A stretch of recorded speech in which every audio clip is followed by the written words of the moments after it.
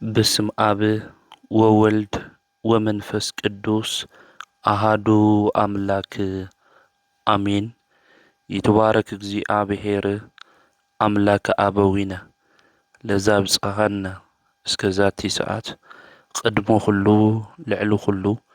نبزا ساعات زيآ زبصحنا نايبوتاتنا ناي قدوسان أملاخ ناتناون أملاخ ቅዱስ እግዚአብሔር ስሙ ዝተኸበረን ዝተመስገነን ይኹን። እማ አምላክ ወላዲተ አምላክ ቅድስተ ቅዱሳን ድንግል ማርያም ስለ ፍጹም አዶነታ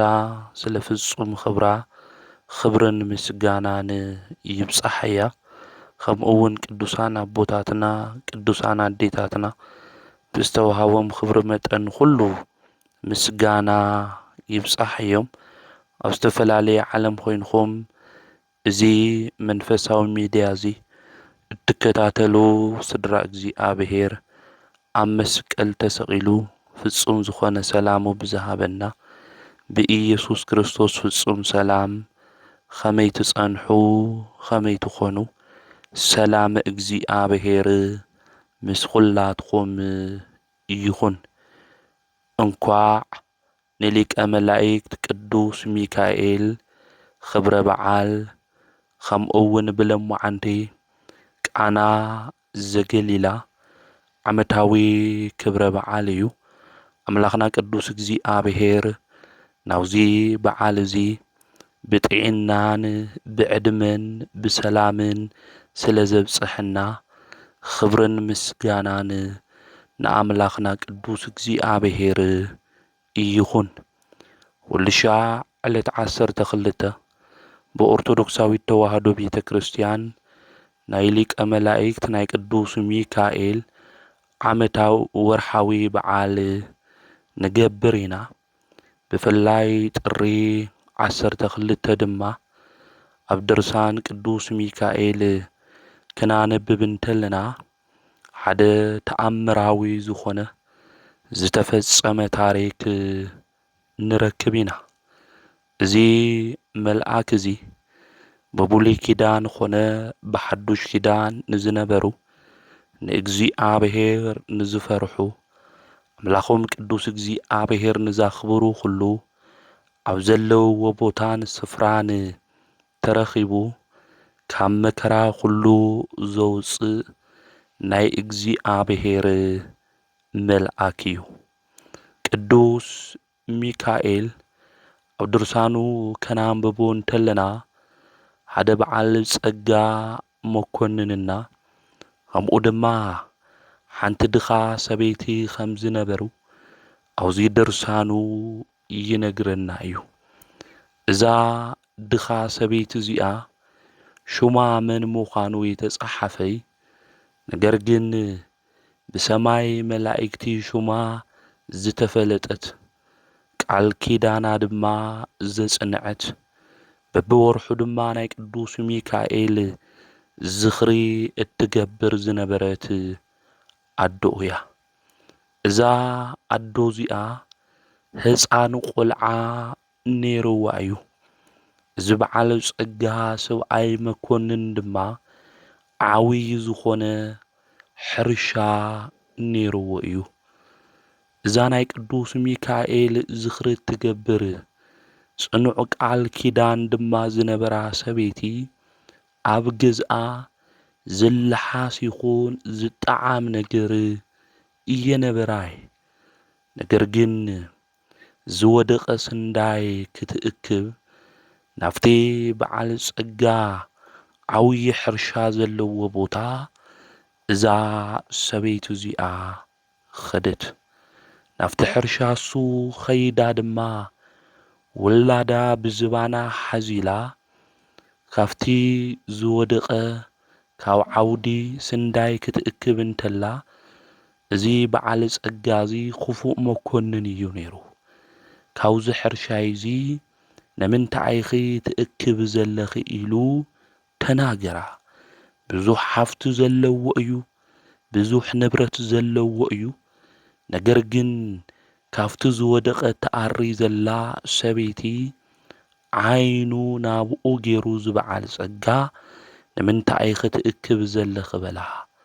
ንሳ ድማ ለመነቶ እዚ ዝእክቦ ዘለኹ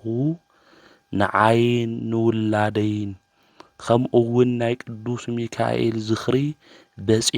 በፂሑ እዩ ናራህርህለይ ኢላ ለመነቶ እዚ ሰብኣይ ዝግን እዚ በዓል ጸጋ መኮንን ክፉእ ሰብ እዩ ነይሩ ድኻ ተትኾኒ ናይ ቅዱስ ሚካኤል ዝኽሪ የምገበርኺ በላ ልመናኣ እውን ክሰምዓይ ኸኣለይ ኣብዚ ግዜ እዚ ንዓይ ብፅሒተይ ሃብኒ በላ ብዙሕ ነገር እኒአዎ ነገር ግን ካብቱ ዝኣከበቶ ንዓይ ዝበፅሐኒ ሃብኒ ኢሉ እዩ ተናጊርዋ ኣብዚ ግዜ እዚ ንዕውን ሂባቶ እታ ዘለታ ንእሽተይ ነገር ሒዛ ኣብቲ ሕርሻ በይና ቐረየት ናይ ድኻታት ንብዓት ዝምልከት እግዚአብሔር እዩ ድኻታት ብግፍዒ በዓል ጸጋታት ክብድልዎም እንተለዉ ዘርኢና ዝምልከት ቅዱስ ኣምላኽ እዩ እግዚአብሔር እዚ በዓል ጸጋ እዚ እዚ ግፍዒ እዚ ክደገብር እንተሎ ኣብ ሰማይ ኾይኑ ዝምልከት ናይ ድኻታት ድማ ሓላዊ ናይ ሰማይ ሰራዊት ሓለቃ ዝኾነ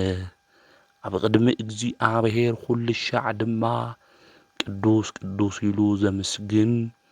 ሓለቃ ሰራዊት ናይ ሰማይ ቅዱስ ሚካኤል ይምልከትውን ነበረ ተመሊሳ እዛ ሰበይቲ እዚኣ ብጽባሒቱ ናፍቲ ሕርሻ ቦታ ኸደት ካሊእ መማረፅ እውን ስለ ዘይነበራ እቲ ወዳ ቐሚጣ እቲ በዓል ጸጋኡ ይምልከት ይርእዩ ነይሩ ኣብቲ በዓል ጸጋ ለለዎ ኣከባቢ ትወዳ ድማ እንታይ ገበረቶ ኣቐመጠቶ ማለት እዩ እቲ በዓል ጸጋ ሰፊሕ ሕርሻ ስለ ዝነበረ ይምልከትና ይርኢ ነበር ድንገት ግን ሓደ ክስተት ድማ ተፈጠረ ናይ ሰብ ኣምሳል ዝለበሱ ግርሞኦም ዘፍርሑ ክልተ ኣጋይሽ ድማ መጽኡ እዞም ክልተ ኣጋይሽ እዚኦም ተራ ሰባት የነበሩን ቅዱስ ሚካኤልና ቅዱስ ገብርኤል እዮም ምድራዊ ክዳን ተተኸደኑ ካብ ገጾም ግን ሰማያዊ ብርሃን ይንበብ ነበረ ኣብቲ በዓል ጸጋ ኸይዶም ሰላም በልዎ እቲ ህፃን መን እዩ ኢሎም ሓተትዎ ብንዕቐትን ብትዕቢት ልብን ኾይኑ እዚ ኽፉዕ በዓል ጸጋ ናይዛ ሓንቲ ድኻ ሰበይቲ እዩ ኢሉ ብንዕቐትን ብትዕቢትን ተናገረ ኣታሰብ እዚ ህፃን ኣዲኡ ድኻ እያ ኢልኻ ተጋፍዓ ኣለኻ ትንዕቕ ኣለኻ ነገር ግን እዚ ህፃን እዚ እግዚአብሔር መሪፅዎ እዩ ንብረትኻ ሃፍትኻ ስልጣንኻ ዝወርስ ንሱ እዩ ኢሎም ተናገርዎ ቃሉ ከምዚ ኢሎም እቶም መልእኽተኛታት ናይ እግዚአብሔር ቅዱስ ሚካኤልና ቅዱስ ገብርኤል ተናገርዎ እቲ ቃል ክናገርዎ እንተለዉ ከም መብረቕ ኾይኑ ኣብ ልቡ ውሽጢ ወደቐ ኣብዚ ግዜ እዚ ክከራኸሮም ደልዩ መልስ እንተበለ እቶም መላእክቲ ቃሎም ኣብፂሖም ተሰወሩ እቲ ትዕቢተኛ ልቢ ዝነበሮ በዓል ጸጋ ፈርሐ ንብረተይ ዝወርሰኒ ስልጣነይ ዝወስድ መን እዩ በለ ብፍርሓት ውሽጡ ኾይኑ እቲ ፍርሓቱ ድማ ናብ ጽልኢ ተቐየረ ናይዛ ለማኒት ሰበይቲ ኸመይ ኢሉ ይወርሰኒ ኢሉ ናይ እግዚአብሔር ሓሳብ ክቃወም እዚ ሰብኣይ እዚ ጀመረ ኣብዚ ግዜ እዚ ኽፉእ ሓሳብ ድማ ሓሰበ እዚ ህፃን እዚ ከይዓበየ እናሃለወ ከጥፍኦ እኒአኒ ክቐትሎ እኒአኒ ኢሉ ሓሰበ እታ ስንዳይ ተዓሪ ዝነበረ ኣዶ ዝወደቐ ናዲኡ ነቲ ህፃን ማለት እዩ ጸውዓ ወድኺ ፈትዩ እየ ኢሉ ተናገረ። እዚ ሰብኣይ እዚ ናይ ውሽጡ መርዚ ሓዊኡ ንክዕብዮ ድማ ሃበኒ ኢሉ ነዛ ምስኪና ኣዶ እዚኣ ድማ ተናገራ። እዛ ኣዶ እዚኣ ሰማያዊ ትንቢት ኣይትፈልጥን። ናይዚ ሰብኣይ ክፍኣት እንታይ ምዃኑ ኣይተረድአትን። ወደይ ካብ ድኽነት ክወፅእ ድዩ ኢላ ሃበቶ። ብቅዱስ ሚካኤል ብቅዱስ ገብርኤል ሹም ሓደራ ኢላ ሃበቶ። እቲ በዓል ጸጋ ነዚ ህፃን እዚ ሒዙ ናብ ገዝኡ ኣተወ። ናብ ገዝኡ ምስ ኣተወ ድማ ዝሓሰቦ ክፉእ ሓሳብ ነይሩ። ነዚ ህፃን እዚ ከዕብዮ ዘይኾነስ ክቐትሎ እዩ ዝደሊ። ስለዚ ሳፅን ኣዳለወ።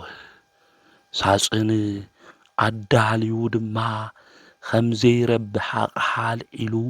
ናብቲ ህፃን ምንም ዘይፈልጥ ህፃን ናብቲ ሳጹን ኣእተዎ። ናብቲ ሳጹን ምስ ኣእተዎ ድማ ብፈረሱ ጽዒኑ ናብ ዓብዪ ባሕሪ ድማ ሒዙዎ ኸደ። እቲ ሳጹን ብምሉእ ሓይሉ ናብቲ ባሕሪ ድማ ደብረዮ። ናብቲ ባሕሪ ምስ ደብረዮ ድማ እቲ ሳጹን ኣበይ በፂሑ ይኾን? እቲ ማዕበል እናንገላትዐ ናብ ምንታይ ኣብፂሕዎ ይኾን ኢሉ ካብ ዓይኑ እቲ ሳጹን ካብ ዝስውር ረኣዩ። ናይ ሓሶት ሓጎስ ድማ ተሰምዖ። ድሕሪ ገዲም መንግሥተይ ዝወስደኒ ንብረተይ እውን ዝወርስ ማንም የለን ኢሉ እዚ ሰብኣይ እዚ ሓሰበ። ናብ ገዝኡ ድማ ኸደ። ሰብ ክውድእ እንተሎ ወገናተይ እግዚኣብሔር ምስራሕ ይጅምር እዩ። በፊዚክስ ትምህርቲ እኳ ክንመሃር እንተለና ብናይ ፊዚክስ ሕጊ ናብ ማይ ውሽጢ ዝኣተወ ክጠልቕ እዩ ዝግብኦ ምስ በስበሰ። ነገር ግን እዚ ሳጥን እዚ ዝደፍኦ ማዕበል ጥራሕ የነበረን። ናይ ሰራዊት ሓለቃ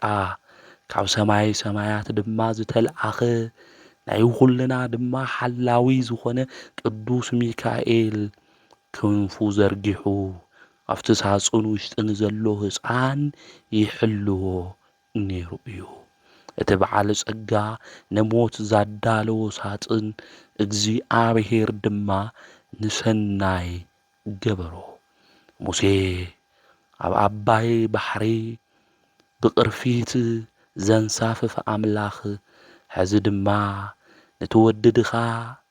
እግዚኣብሔር ኣምላክ ብሳጽን ገይሩ ኣትረፎ። እቲ ሳጽን ድማ መርከብ ኾነሉ። እዚ ሰብኣይ እዚ ግን እቲ በዓል ጸጋ ቀቲለዮ ሞይቱ ኢሉ ሓሲቡ ወዲኡ ናብ ገዝኡ ኸይዱ እዩ። እግዚኣብሔር ድማ ስርሑ ክሰርሕ ተሎ ኣብዚ ንምልከት ኢና ማለት እዩ። እና ወጊሑ ምስ ወግሐ ድማ ናይ ዕለት ምግቡ ንክረክብ ዓሳ ዘጽምድ ሰብኣይ ነይሩ። ዓሳ ከጽምድ ናብቲ ባሕሪ ምስ ኸደ ሓደ ሳጽን ድማ ይርኢ። ዝማ ዝኸበረ ነገር እዩ፣ ወርቅን ብሩሩን እዩ ዝኾን ኢሉ ሓሰበ። ጃልብኡ ድማ ሒዙ ናብቲ ሳጹን ዘለዎ ቦታ ይኸድ። እቲ ሳጽን ድማ ሒዙ ናብ ገዝኡ ይኸድ። እታ ሰበይቱ ሎማዓንቲ እንታይ ረኺብካ ክትብሎ ተላ እግዚኣብሔር ዝኸበረ ሳጽን ሂብና እዩ ኢሉ ይናገራ። እቲ ሳጽን ድማ ኸፈትዎ። ነሳቶም ዝተጸበይዎ ወርቅን ብሩሩን እዩ ነይሩ። ካብኡ ዝበልጽ ናይ ሕይወት እስትንፋስ ድማ ረኸቡ። ዝማ ናይ እግዚኣብሔር ውህብቶ እዩ ኢሎም ተሓጐሱ። ውላድ እውን ስለ ዘይነበሮም ናይ ዓመታት ጸሎትና እግዚኣብሔር ብዚ ክምልሰልና ደልዩ እዩ ኢሎም ናይ እግዚኣብሔር ድንቂ ዝኾነ ስራሕ ድማ ኣመስገኑ። ሽሙ ድማ ተላፊኖስ ኢሎም ኣውጽኡሉ። ትርጉሙ ካብ ባሕሪ ዝተረኸበ ካብ ሳጹን ዝወፀ ማለት እዩ። ናዚ ህፃን እዚ ኣብዞም ሰባት እዚኦም ዓበየ። እግዚኣብሔር ምስኡ ነበረ። ምልኩዕ እዩ ነይሩ። ጥበብና ሞገስ ድማ እግዚኣብሔር ዓደሎ። ብሱል መንእሰይ ድማ ኾነ ወዲ 12 ዓመት ድማ ኾነ ዝህፃን እዚ 12 ዓመታት ሓሊፎም እዮም። እዚ ኽፉእ በዓል ጸጋ ድማ ሃፍቱ ዕጽፊ ኾይኑ እዩ መጺኡ። ነገር ግን ዕረፍቲ ይነበሮን ሓደ ሻዕ ብሕልሙ እውን ይምልከትና ይሪኦም ዝነበሩ ረኣያት ስለ ዝነበሮ እዚ ሰብ ዕረፍቲ ይውሉ ነብሰ ጥፊኻስ ከመይ ዝበለ ዕረፍቲ ክህልው ወገናተይ ሓደ እዋን ንንግዲ ኢሉ ግብሪ እውን ክእክብ ኢሉ ተለዓለ ዝበዓል ጸጋ እዚ ሰራዊት ሒዙ እቶም ዝልእኾም መልእኽተኛታት ሒዙ ኣብ ፈረሱ ዘድልዮ ነገር ሁሉ ጽዒኑ ጉዕዙኡ ጀመር። ጉዕዙኡ ምስ ጀመረ ተላፊኖስ ናብ ዝነበረው ገዛ ክሓድር ኢሉ ይኣቱ ናብኡ ምስ ኣተየ ይበልዕ ይሰቲ ተላፊኖስ ድማ የስተኣናግዶ ነበረ።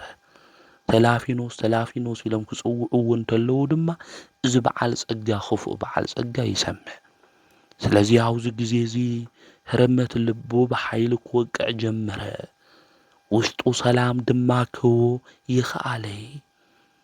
እዚ ፈጣን እዩ፣ ምልኩዕ እዩ፣ ብሱል እዩ። ተላፊኖስ ዝብል ሽም ድማ ሰሚዐ ይፈልጢ። ተላፊኖስ ማለት እንታይ ማለት እዩ ኢሉ ኣብቲ ቦታ እሱ ዝነበሩ ዓበይቲ ሰባት ይሓትዎም። ኣብዚ ግዜ እዚ ነዚ ዓሳ ዘስግር ሰብኣይ ዘዕረፍካሉ ገዛ ሓቀኛ ውላዱ የኾነይ ካብ ባሕሪ ዝተዋሃቦ ውህብቶ እዩ። እግዚኣብሔር ዝሃቦ ውህብቶ እዩ። ነዚ እዩ ተላፊኖስ ኢሉ ሽም ኣውፂኡሉ ካብ ባሕሪ ዝተረኸበ ካብ ሳጹን ዝወፀ ኢሉ ኣብ ሳጹን ስለ ዝተረኸበ ኣብዚ ግዜ እዚ እቲ ኽፉእ በዓል ጸጋ ዓይኑ ብደም ተመልአ። እእዛኑ ከም ሓዊ ክረስኑ ኣብዚ ግዜ እዚ ጀመሩ። እዚ ግዜ እዚ መዓዝ እዩ ኾይኑ ኢሉ ክሓትት ጀመረ። ቅድሚ 12 ዓመት እዩ በልዎ። ኣብዚ ግዜ እዚ እቲ ኽፉእ በዓል ጸጋ መኮንን ናፍቲ ማዕበልና ባሕሪ ዝደብረኽዎ ንብረትኻ ድማ ክወርሰካ እዩ ስልጣንኻ ድማ እሱ ክሕዞ እዩ ዝተባሃለ ህፃን ኸመይ ኢሉ ካብ ባሕሪ ወፂኡ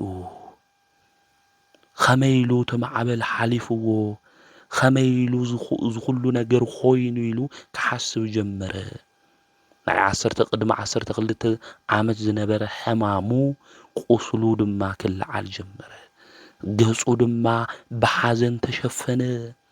ካሊእ ክፍኣት ድማ ክሓስብ ጀመረ። ናይ ውሽጡ መርዚ ብኣሰናኑ ሸፊኑ እቲ ዓሳ ዘጽምድ ገጹ ኣዚሩ ኸምዚ ኢሉ ተናገረ። እዚ ቆልዓ እዚ ፈጣን እዩ፣ ብሱል እዩ። ስለዚ ኣገልጋልን ክኾነኒ ንዓይ ሃበኒ፣ ዝደለኹሞ ዋጋ ድማ ኣነ ክበኩም እየ ኢሉ ኣብዚ ግዜ እዚ ተናገረ። 10 ግመል ጽዕነት ወርቂ ክወኩም እየ፣ ምሳይ ተኾይኑ ድማ ይኸብር እዩ፣ ንዓኻትኩም እውን ጽቡቕ እዩ ኢሉ ተናገሮም። ኣብዚ ግዜ እዚ ንሕና እግዚኣብሔር ውላድ ገይሩ ዝሃበና እዩ። ስለዚ ንዓኻ ከመይ ኢልና ሓሊፍና ክንበካ ኢና ኢሎም እምቢ በሉ። እዚ ሰብኣይ እዚ ስልጣን እኒእዎ ሃፍቲ እኒእዎ እዩ። ነቶም መገልገልቲ እቲ ወርቂ ድማ ንከምጽእዎ ዓዘዞም። እቲ ወርቂ ድማ ኣብቲ ገዛ እቲ ዓሳ ዘጽምድ ድማ ፈሰሰ። ብወርቅን ብብርን ድማ ገዝኦም ተመልአ። ኣብዚ ግዜ እዚ ልቦም እምቢ ኢሉ ዝነበሩ ሰባት ኸዚ ምርግጋዕ ጀመሩ። ሰይጣን ናይ ሰብ ድኻም ይፈልጥ እዩ ወገናተይ። ብምንታይ ሃም ንወድቕ፣ ብምንታይ ሃም ንሽነፍ፣ ብምንታይ ሃም ንሰዓር መንገድታቱ ሰይጣን ይፈልጥ እዩ። ስለዚ እዞም ሰባት እዚኦም ድማ ሃፍቲ የብሎሚ፣ ንብረት የብሎሚ። ስለዚ ብሃፍቲ ብንብረት ክሽነፉ ሃም ዝኽእሉ ነዚ ኽፉእ ሰብ መኮንን ዝኾነ በዓል ጸጋ ኣብ ልቡ ሓዲሩ ዝኽፍኣት ነገር ንክሰርሖ እዩ ኣዚዝዎ። ኣብዚ ግዜ እዚ እዞም ሰባት እዚኦም እምቢ ኢሎም ነይሮም። ከዚ ግን ልቦም ክሽነፍ ጀመረ ማለት እዩ። ኣብ መወዳእታ እውን እዚ በዓል ጸጋ እዚ ዝተናገሮም ቃል እዚ ቆልዓ እዚ ሂወኩም ዝብር እዚ ዝወርቂ እዚ ሂወኩም እምቢ እንድሕር ኢልኩም ብሓይሊ ክወስዶ እየ ኢሉ ተናጊርዎ። ኣብዚ ግዜ እዞም ሰባት እዚኦም ዮሴፍ ኣሕዋቱ ከም ዝሸጥዎ ኩሉ ተላፊኖስ እውን ብዘዕበይዎ ሰባት ብወርቂ እንታይ ኮይነ ለወጥዎ ማለት እዩ። እዚ ሰብኣይ እዚ ዓላምኡ ኣገልጋሊ ንክገብሮ ይኮነ ኢሉ ተላፊኖስ ንክቐትሎ እዩ ንመወዳእታን ንሓዋሮን ንከጥፍኦ ስለ ዝደለየ እዩ ማለት እዩ። ኣብዚ ግዜ እዚ እሺ ኢሎም ተስማዕምዑ። ካብዚ ግዜ እዚ ናየ እዩ ተላፊኖስ ስለዚ ኣና ኣብዚ ንእሽተይ ግዜ መዓልቲ ክጸንሕ ስለ ዝኾንኩ ናብ ሰበይተይ ደብዳቤ ሒዙ ይኽድ ኢሉ ተናገሩ። ኣብዚ ግዜ እዚ ደብዳቤ ጸሓፈ ማለት እዩ። እዚ ደብዳቤ እዚ ናብታ ሰበይቱ ናብ ዝኸበረት ሰበይቱ ዝተጻሓፈ ደብዳቤ እዩ ማለት ምስ መጸ ቅተልዎ ዝብል እዩ። ማይ ከይጠዓመ ምስ መጸ ቅተልዎ ዝብል እዩ እቲ ደብዳቤ ማለት እዩ። ኣብዚ ግዜ እዚ ደብዳቤ እዚ ሒዙ ልክኸድ ድማ ተላፊኖስ እዩ ማለት እዩ። እቲ ሰብኣይ እውን ዝወደይ እዚ ደብዳቤ እዚ ሒዝኻ ኽድ ኣና ኣብዚ ንእሽተይ ግዜ ክጸንሕ እየ እዚ ደብዳቤ እዚ ድማ ከም ዓይንኻ ብሌን ጌርካ ሓልዎ ኢሉ እዩ ተናጊርዎ። ናይ ሞቱ ደብዳቤ እዩ ሒዙ ተላፊኖስ ማለት ማህተም ገይሩሉ ፈሪሙሉ ዝበዓል ጸጋ መኮነን እዚ ለተላፊኖስ ድማ ሂብዎ። ልክዕ ዳዊት ንኦርዮን ናይ ሞት ደብዳቤኡ ኣትሒዙ ከም ዝለኣኾ ማለት እዩ። ናይ በዓሉ መቃብር ኣትሒዙ ድማ ለኣኾ ማለት ብሰላም ድማ ኽድ ዝወደይ በሎ ሰዓሞ ድማ ይሁዳ ንጎይታ ከም ዝሰዓሞ ማለት እዩ። ኣብ ውሽጡ መርዚ እዩ ዘሎ ብሰላም ኽድ በሎ ብሰላም ንክኸድ ይኾነይ ምስ በጽሐ ንክሞት እዩ ብሰላም ሙት ሃም ማለት እዩ። እዚ ሰብኣይ እዚ ናላው ዘይፈልጦ ዓዲ ምስ ክልተ ኣገልግልቲ ናይቲ ንጉስ ሓሽከር ዝኾኑ መንገዲ ጀመሩ ማለት እዩ። ተላፊኖስ እውን መንገዱ ጀመረ ማለት እዩ። ምስ ተላፊኖስ ግን ናይ እግዚኣብሔር መልአክ ዝኾነ ቅዱስ ገብርኤል ምስኡ እዩ። ካብ ዓይኑ እኳ ተተሰወረ ካብ ጽላሎቱ ግን ዘይተሰወረ መልአክ ምስኡ ነይሩ እዩ ማለት እዩ። ጉዕዙኡ ቀጸለ ዘይተኸፈተ መርድኦ ዘይተነበበ ሞት ሒዙ ድማ ይኸድ ነበር። ሕድሕድ ጉዕዙኡ ናይ ተላፊኖስ ናብ ሞቱ ዘፍጥን እዩ ማለት እዩ። ምክንያቱ እቲ ደብዳቤ ምስ በጽሐ እንታይ ግበርዎ ቅተልዎ ዝብል እዩ ማለት እዩ። ጉዕዙኡ ምስ ቀጸለ ድማ ኣብ መንገዲ እቶም ሓሽከር እንታይ ኮይኖም ማለት እዩ ደኺምና ኢሎም ክዕርፉ እንተለዉ ተላፊኖስ ግን ናይ ጎይታይ መልእኽቲ እዩ። ስለዚ ናብ እምቤተይ ቶሎ ኢለ ከብጽሕ ይግብአኒ ስኹም ኣብ ዝዕርፉ ኣነ ግን ክኸድ እኒአኒ በሎም። ኣብ መንገዱ ክኸድ እንተሎ ሓደ ዓብዪ ክስተት ድማ ተፈጸመ። ግርምኡ ዘፍርሕ ኦሞቱ ከም ዝግባ ዘሊባኖስ ዝኾነ ገጹ ከም ፀሓይ ዘብርህ ወታደር ረኣየ ኣብ ፈረስ ተቐሚጡ። እዚ ወታደር እዚ ተራ ወታደር ኣይኮነን፣ ናይ ሰማይ ሰራዊት ዝመርሕ ሊቀ መላእክት ቅዱስ ሚካኤል እዩ። ኣብ ፈረሱ ተቐሚጡ ድማ ጸንሖ ኣታ ቆልዓ ካበኢኻ መጺኻ ኢሉ ተናገሮ። ኣነ ዝመጻ ኩሉ ኣከባቢ ኢሉ ካብ ባሕሪ ኣከባቢ ዘለዎ ቦታ ሃምለ መጸ መልእኽቲ ሒዙ ድማ እቲ መኮንን ጎይትኡ ከም ዝለኣኹ እዚ ደብዳቤ እዚ ናብ ሰዊቱ ንከብጽሕ ልኢኽኒ እዩ ኢሉ ተናገሩ። ኣብዚ ግዜ እዚ ቅዱስ ሚካኤል ብወታደር ኣምሳል ኮይኑ እዩ ተገሊጽዎ። ስለዚ ተላፊኖስ እንታይ በሎ ከንብቦ ሃበኒ ብሎ። ተላፊኖስ የዋህ እዩ ግን ድማ እሙን እዩ። ንሞቱ ትእዛዝ ዝኸውን መልእኽቲ ሒዙ እዩ ተላፊኖስ ዘሎ። ስለዚ ለማንም ከይተርኢ ንማንም ድማ ከንብቦ ኢሉ እንድሕር ሃበኒ ኢልካ ከይትህብሃም ዓይኒ ብሌንካ ሓልዎ ኢሉኒ እዩ። ንዝቐትሎ ሰብ ብኸምዚ መንገዲ እዩ ተላፊኖስ እሙን ኮይኑ ዘድሕኖ ኣምላኽማ ከመይ ዝተኣመነ ይኹን ተላፊኖስ ወገናተይ። ንሕና እኮ ሰባት ኣሚኖምና ሓደራ ዝበሉና ነገር እንበልዕ ናይ ወለድና ናይ ሕዋትና ነገራት ሁሉ ሓደረኦም እንበልዕ እምነት እናጉድልኮ ብዙሓት ሰባት እኮ እኒአና ኮይና። ተላፊኖስ ግን ናሞተ ደብዳቤኡ ሒዙ እቲ ጎይትኡ ዝለኣኾ ንከብጽሕ ብፍጥነት ዝኸድ ዝነበረ እዩ። ተላፊኖስ የፈለጠ እምበይት ሒዝዎን ደብዳቤ ናይ ሞቱ ደብዳቤ እዩ ቅዱስ ሚካኤል ድማ ክፍቱን ወደለየ ተላፊኖስ አርኤኒ ኢልዎም ምስ በሎ ፈቲንዎ ሓሊፉ ማለት እዩ አና ተላፊኖስ እሙን ምዃናውዚ ንምልከቲና ንርኢና ማለት እዩ እሺ እቲ ደብዳቤ ብሩሑቕ አርኤኒ ይብሎ ቅዱስ ሚካኤል እቲ ደብዳቤ ብሩሑቕ አርኤኒ ምስ በሎ ተላፊኖስ እቲ ደብዳቤ ብሩሑቕ የርዮ ቅዱስ ሚካኤል ናፍቲ ደብዳቤ ተጸጊዑ 3 ሻዕ እፍ በለሉ ናፍቲ ደብዳቤ ትጽሑፍ ድማ እቲ ተጻሓፈ ቃል ማለት እዩ ተቀይሩ ማለት እዩ ትጽሑፍ ለሎ ናይቲ ዝለኣኾ እዩ ተማህተም እውን ከም ዘሎ ኮይኑ እቲ ፌርማ እውን ሃም ዘሎ ኮይኑ እቲ ማህተም እውን ከይተኸፈተ ቅዱስ ሚካኤል እፍ ምስ በሎ ተልተጻሓፈ ሓሳብ ግን ተቀይሩ ማለት እዩ ናይ ሞት ደብዳቤ ልነበረ ናብ ህይወት ደብዳቤ ተቀይሩ እግዚአብሔር ምሳኻ ይኹን ክድ ድማ በሎ ማለት እዩ ናይቲ በዓል ገዛ ድማ ተላፊኖስ በጽሕ ተላፊኖስ ጥራሕ ይኾነ እቶም ክልተ አገልግልቲ ሓሽከራት እውን ንተላፊኖስ አርኪቦሞ ብሓደ እዮም ናፍቲ ገዛ በጽሖም ማለት እዩ ከንኳሕኩሑን ተለው ናፍቲ ና በዓል ጸጋ መኮንን ገዛ መኒኹም ክባል ተለው መልእክተኛታት ኢና ጎይታ እዩ ልኢኽና ኢሎም ተናገሩ ማለት ዝተዓሸገ ደብዳቤ ድማ እታ ሰበይቱ ተላፊኖስ ሃባ እዛ ሰበይቲ ድማ እዚ ደብዳቤ ሁሉ ሰብ ተኣኪዋው ዝነበሩ አንበበቶ ሁሉ ድማ ይሰምዕ ነበረ ሁሎም ድማ ዓለሉ ተሓጎሱ እቶም ሓሽከራት ድማ መጽኦም ትሕቲ እግሩ ወደቁ ጎይታ ኢሎም ጸውዕዎ እታ ንግስቲ ናይቲ በዓል ጸጋ ሰበይቱ እውን ወራሲና ኢኻ ስኻ የበለቶ ናይ ሞቱ ደብዳቤ ናይ መርዓ ካርዲ ኾነሉ ታሪክ ድማ ተቀየረ ናይቲ በዓል ጸጋ ጓሉ መርዓት ንክትኾን እዩ ቅዱስ ሚካኤል ተደብዳቤ ቀይሩ ተንጉስ ታይሉ አዚዙ ምስ በጽሕ ይሙት ልብል እዩ ቀበርዎ ማንም ከይረአየ ልብል እዩ ናይቲ በዓል ጸጋ ጓሉ ድማ መርዓቱ ኮይና ተላፊኖስ ተመርዐዋ እዚ መንእሰይ እዚ ኣብቲ ገዛሱ ናይ ወርቂ ዙፋን ተዋሂብዎ ወንበር ተዋሂብዎ ተቐመጠ እዚ ናይ ቅዱስ ሚካኤል ስራሕ እዩ ማለት እዩ ድሕሪ ዝተወሰነ መዓልትታት ድማ እቲ ክፉእ በዓል ጸጋ መጽአ እቲ ቆልዓ ሞይቱ እዩ ዝወርሰኒ ድሕር ገዲ ማንም የለ ኢሉ እቲ ንጉስ ብልቡ ተሓጒሱ ናብ ገዝኡ ክምለስ እንተሎ ብገዝኡ አከባቢ ዲም ልብል ድምጺ ደርፊ ለለዎ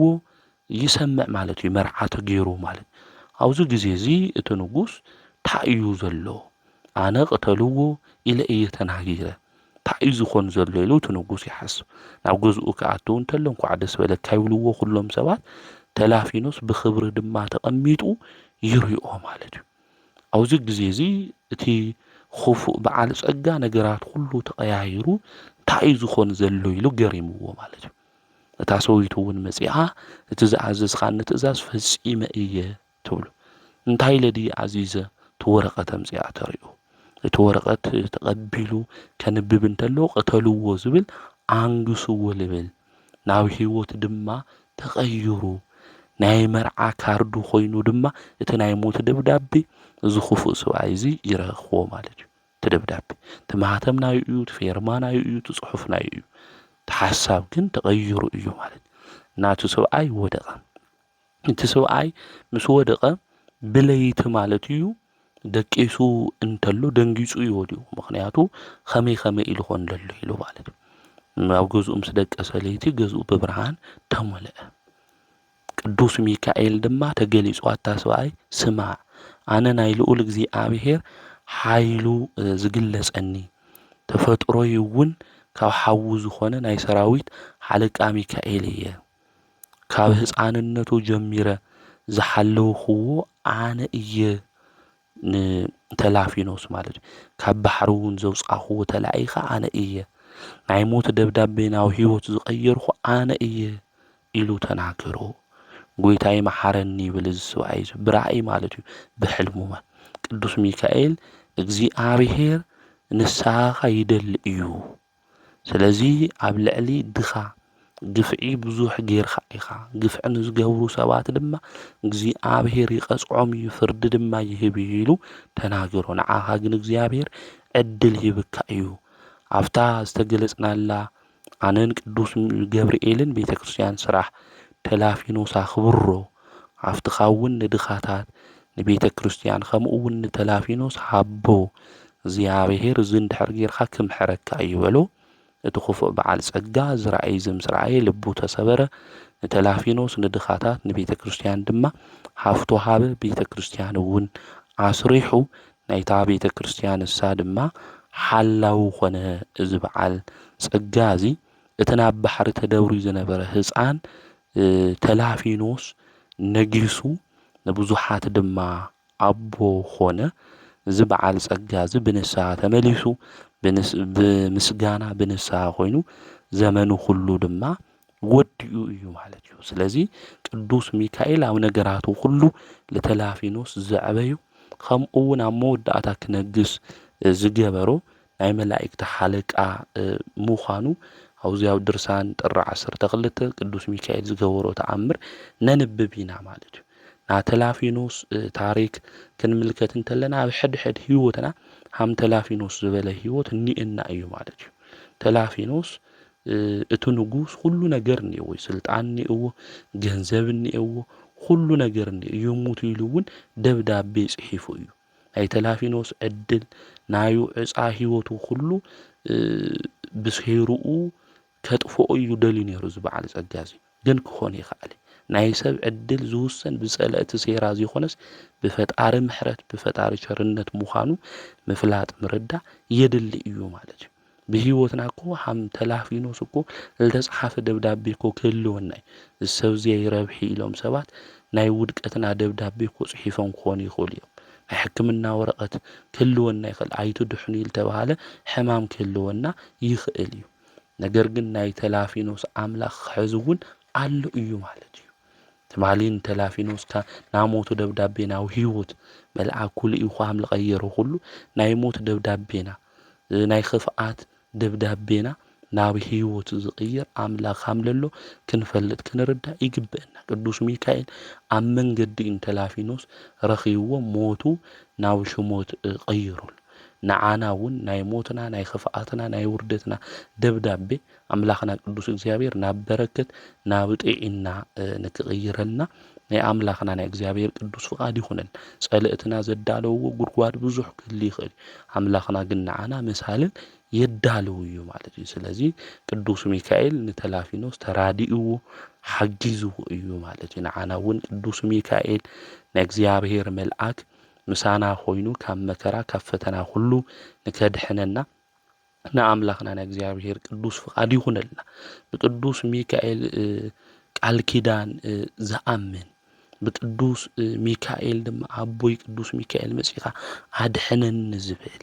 ቅዱስ ሚካኤል ዝሕልዎ ሰብ ማንም ይነኾይ ተነኽኦ እኳ በረከት ለህይወት እዩ እግዚአብሔር ዝገብር ንሕና ሃም ተላፊኖስ እምነት ክህልወና ይግባእ እሙናት እውን ክንኸውን ይግብአና ማለት እዩ ብእምነት ኮይና እሙናት ኮይና ንነብር እንድሕር ኮይና ናይ እግዚአብሔር መልአክ ምሳና ኮይኑ ካብ መከራታት ሁሉ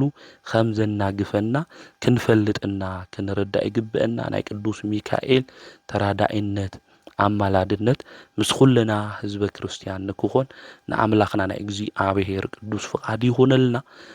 ከምኡ እውን ጥሪ 12 ቃና ዘገሊላ ዓመታዊ ክብረ በዓል ንኽብር ኢና ንምንታይ ኢና ጥሪ 12 ቃና ዘገሊላ ኢልና ዓመታዊ ክብረ በዓል እናኽብር ኣብ ቃና ዘገሊላ ዝተገበረ ተኣምርስ እንታይ እዩ ዝብል ክንምልከት ኢና ኣብ ዮሐንስ ወንጌል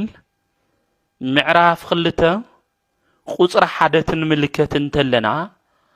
ኣብ ሳልሳይ መዓልቲ ኸዓ እዩ ዝብል ኣብ ሳልሳይ መዓልቲ ኸዓ ኣብ ገሊላ ኣብ ትርከብ ኣብ ቃና መርዓ ነበረ እዩ ዝብል ወንጌላዊው ቅዱስ ዮሐንስ ኣብ ቀለመሲስ ተኣሎጎስ ቁጽረ ገጽ ንጽውዖ ቅዱስ ኣቦ ኣውዚ ኣብ ወንጌል ዮሐንስ معراف خلته قصر حدا تصحفلنا انتلو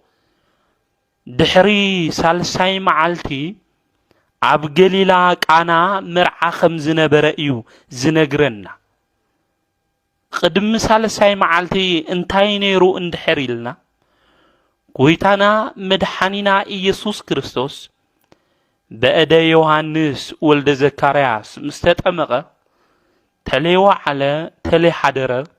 ناب قدام قرنطوسي خيدو ناوز قدام زي مسخدة قويتانا نسو مدحانيت إيسوس كريستوس 4 معالتي 4 ليت إيوس إيمو 4 معالتي 4 ليت دما صيمو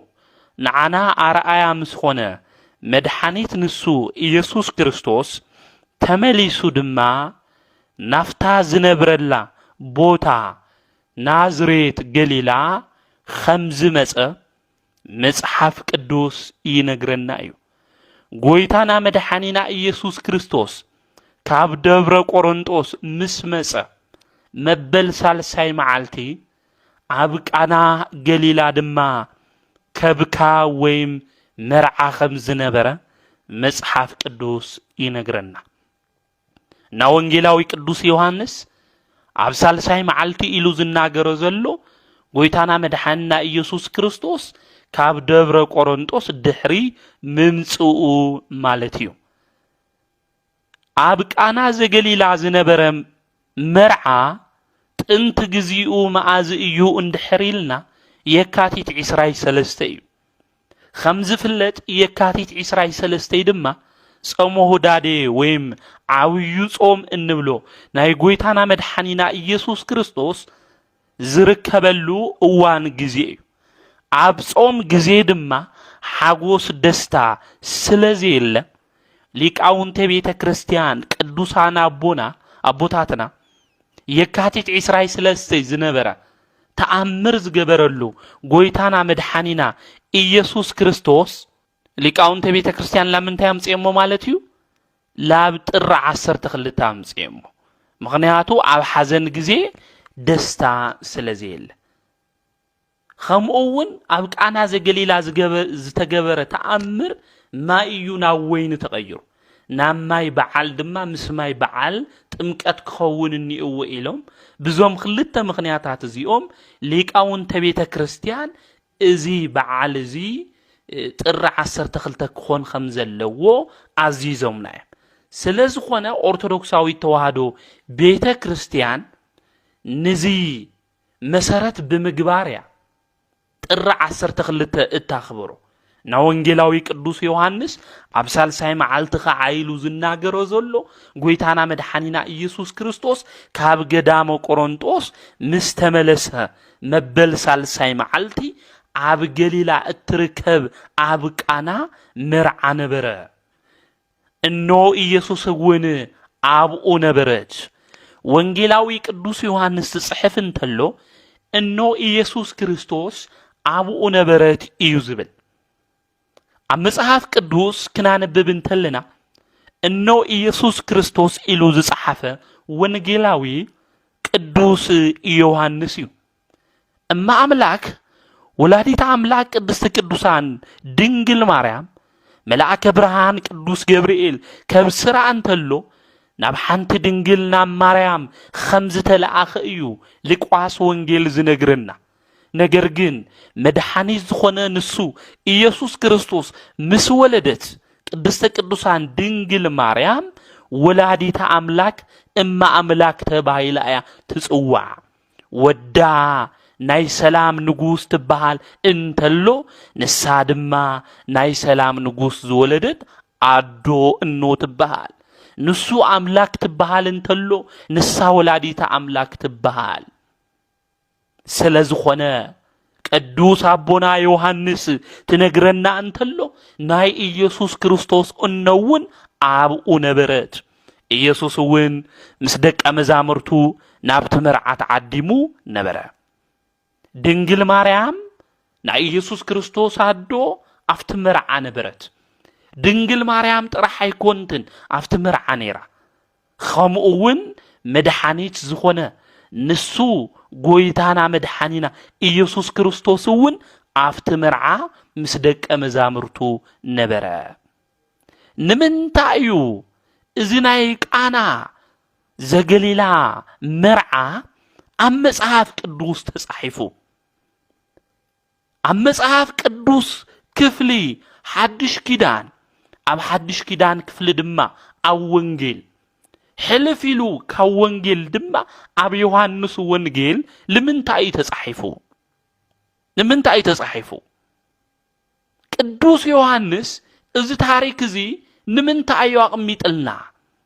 ካፍቶም ኻሊኣት ኣብ ገሊላ ቃና ዝተገበሩ መርዓታት ፍልይ ዘብሎ እዚ ነገር እዚ እንታይ እዩ ኣብ ኢየሩሳሌም ብዙሓት መርዓ ነይሮም እዮም ኣብ ይሁዳ ብዙሓት መርዓ ነይሮም እዮም ነገር ግን ኣብ መጽሐፍ ቅዱስ ዝተጻሕፈ ናይ መርዓ ታሪክ ግን ኣብ ቃና ዘገሊላ ዝተገበረ መርዓ እዩ እዚ መርዓ እዚ ናሃፋት መርዓ ይኮነን ተጻሒፉ ዘሎ ናይ ድኻታት መርዓ እዩ ናይ ድኻታት መርዓ ምዃኑ እንፈልጦ ብምንታይ እዩ እንድሕሪልና ንሰባት ዓዲሞም ነገር ግን ንሰብ ዝበቅዕ ወይኒ ዘይነበሮም ደኽታማት ምዃኑ መጽሐፍ ቅዱስ ይነግረና እዩ ነገር ግን ኣብ መጽሐፍ ቅዱስ ተጻሒፉ ኣብ መዝገብ ሕይወት እንብሎ መጽሐፍ ቅዱስ ነገረ መለኮት ኣብ ዝናገር ወንጌል ዮሐንስ ታሪኩ ተጻሒፉ እዚ መርዓ ዝተጻሕፈሉ ምኽንያት ብዝተገበሮ ድግስ ብዙሓት ኣይኮነን ብዝተገበረሉ መጠን ናት መርዓ ኣይኮነን እዚ መርዓ እዚ ኣብ መጽሐፍ ቅዱስ ክጽሓፍ ዝገበሮ ዓብይ ቁም ነገር እንታይ እዩ እንድሕሪልና መድኃኒት ዝኾነ ንሱ ኢየሱስ ክርስቶስ እማ አምላክ ዝኾነት ድንግል ማርያም ከምኡውን ቅዱሳን ሐዋርያት ዝተረኸብሉ መርዓ ስለ ዝኾነ እዩ እምበር ብዛዕባ እቲ መርዓ ስፍሓት ተሓሲቡ ዝተጻሕፈ ታሪክ ኣይኮነን ናይ ድኻታት መርዓ እዩ ኢልና ነገር ግን ድንግል ማርያም ምስ ወዳ ምስ ኢየሱስ ክርስቶስ ከምኡውን ምስ ቅዱሳን ሐዋርያት ዝተረኸብሉ መርዓ ስለ ዝኾነ ኩልኹም ሰባት ጠጠው ኢልኹም ስምዕዎ ኣብ ዝበሃል ቅዱስ ወንጌል ዝተጻሕፈ እዩ መድኃኒት ንሱ ኢየሱስ ክርስቶስ እውን ንድኻታት ናይ ብስራት ቃል ክናገር መጻኹ ኢሉ ተናጊሩ እዩ ብመንፈስ ድማ ድኻታት ንዝነበሩ ሰባት ንካብስር ዝመጸ ዝተገለጸ ሕያዋይ አምላክ ምዃኑ ክነግረና እንተሎ መድኃኒት ንሱ ኢየሱስ ክርስቶስ ኣብ ድኻታት መርዓ ተረኺቡ ተራሰብ መሲሉ ተረኺቡ እዩ እና እዚ መርዓ እዚ ኣብ መጽሐፍ ቅዱስ ክጽሓፍ ዝገበሮ ዓብይ ቁም ነገር ኢየሱስ ክርስቶስ ፈጣሪ ኩሉ ዓለማት ምስ አዲኡ ምስ ቅድስተ ቅዱሳን ምስ ድንግል ማርያም ስለ ዝተረኸቡ እዩ ወገናተይ መርዓና ዝተባረኸ ድማ ክብሪ ዘለዎ ንክኸውን እንድሕር ንደሊ ኮይና እማ አምላክ ቅድስተ ቅዱሳን ድንግል ማርያም ከምኡውን ኢየሱስ ክርስቶስ ናፍቲ ሓዳርና ንክመጹ ክንጋብዞም ይግብእና ብምንታይ እዩ ንሱ መድኃኒት ኢየሱስ ክርስቶስ ክመጽእ ዝኽእል እንድሕሪልና ወገናተይ ክናስተውዕሎ ዝግብእና ዓብይ ነገር ንሱ መድኃኒት ኢየሱስ ክርስቶስ ኣብ ውሽጥና ክርከብ ዝኽእል ቅዱስ ዝኾነ ደሙ ክቡር ዝኾነ ድማ ስግኡ እንድሕር በሊዕና እንድሕር ሰቲና ኩሉ ሻዕ ንሱ መድኃኒት ዝኾነ አምላክ ጎይታ ኢየሱስ ክርስቶስ ምሳና እዩ ኣብዚ ቃና ዘገሊላ ከም ታሪክ ያው ኮይኑ ንክጽሓፍ ዝገበሮ ዓብይ ቁም ነገር መድኃኒት ንሱ ኢየሱስ ክርስቶስ ምስ አዲኡ ከምኡውን ምስ ቅዱሳን ስለ ዝተረኸብሉ እዩ ዝገርመኩም ኣብዚ መጽሐፍ ቅዱስ እዚ ክፍልት ንርኢ እንተለና ናቶም መርዑ ሽሙ እኳ ኣይተጻሓፈን ሽሞም ለይተጻሓፈ ነገር ግን ታሪኮም ልዕሊ 2000 ዓመት ሕያው ኮይኑ እስካብ ኸዝነንብቦ ኣብ ቃና ዘገሊላ ድማ ከብካብ ነበረ ኢልና ንዝምር ኣብቲ ግዜ እሱ ዝነበሩ መርዓውና መርዓት ከመይ ዝተዓደሉ እዩ خمي خبرو زقبؤم يو زاناي كانا زغليلا جزاس خمي عدلنيا تخون مدحانيت نسو ኢየሱስ ክርስቶስ ዝተረኸበላ አዶ ክርስቶስ ዝኾነት እማ አምላክ ድንግል ማርያም አክሊለ ቅዱሳን ዝኾነት መመክሒት ርስትና ዝኾነት አዶ ዝተረኸበትሉ መርዓ خمي ዝተቀደሰ እዩ ወገናተይ ናትና መርዓውን ዝተቀደሰ ዝተባረኸ ምእንቲ ክኸውን ወገናተይ حدارنا أون كبارخ إند حردلنا خوينا كناستوعلو زقبئنا عويكم نجر اجزي عبهير نابجزانا كنقابزو يقبع نابجزانا كنسوع يقبع ناب هيوتنا كنسوع يقبع ناب سرحنا كنسوع يقبع ناب حدارنا كنسوع يقبع خبر زلو حدار خبر زلو هيوت مئنتي كهلونا زينايك أنا زقليلا مرعاقين خبر زلو مرعا خوينو هاو تاريك خوينو كصحاف زغورو عويكم نجر ازي ايو مدحانيت نسو ኢየሱስ ክርስቶስ ስለዚ ተረኸበ እስኪወትና ንፈትሹ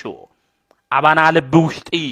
ንሱ መድሓኒት ኢየሱስ ክርስቶስ እኒኦ ደይኸውን አውሽጥና እሱ ተቀሚጡ ደይህሉ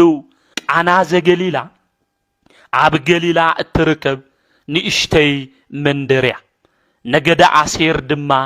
ዝነብሩላ ዝነበረት ከተማያ በተለይ ወንጌላዊ ተጽሕፍ እንተሎ خالي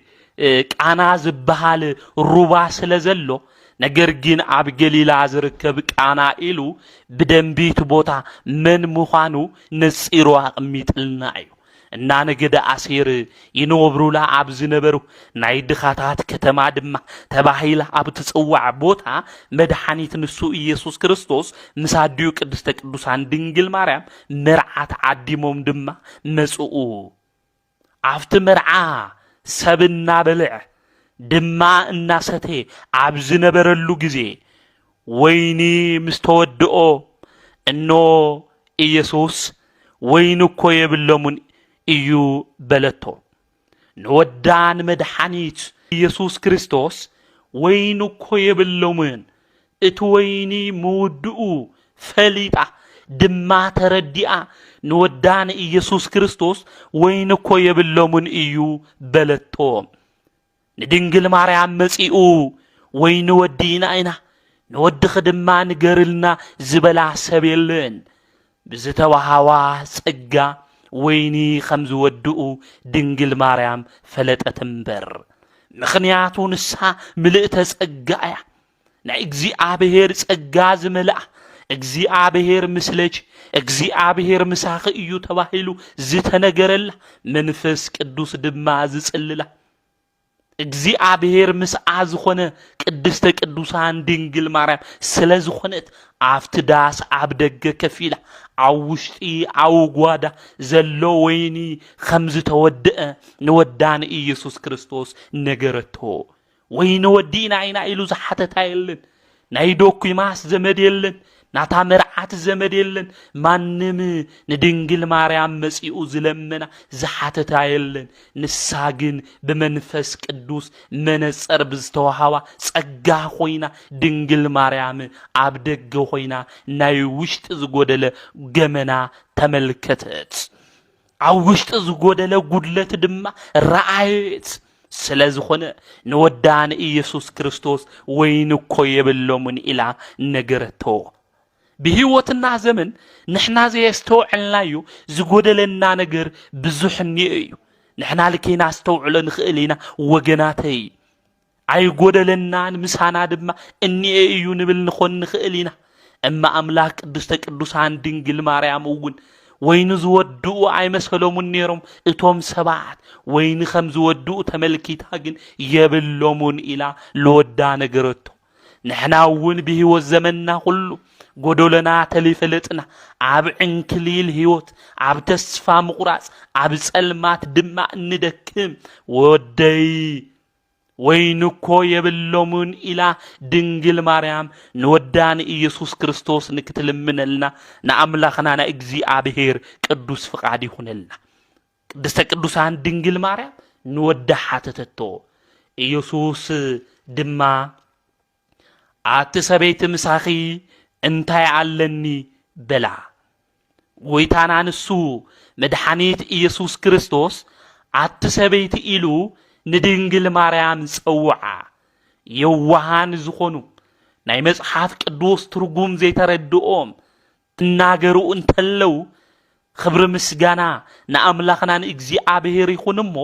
ናድዩ ንድንግል ማርያም አቀለይልዋ እዩ ክብራውን አዋሪድዋ እዩ ዝብሉ ሰባት አለው እዩ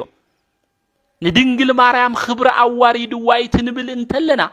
እናቃልሎና እናዋርዶ ዘለና ነቲ መድኃኒት ዝኾነ አምላክ ንሱ ኢየሱስ ክርስቶስ እዩ ክብሪ ምስጋና ንዑ ይኹን እንኡ ዘቃልል አምላክ አሎ እዩ ኢና ንብል ዘለና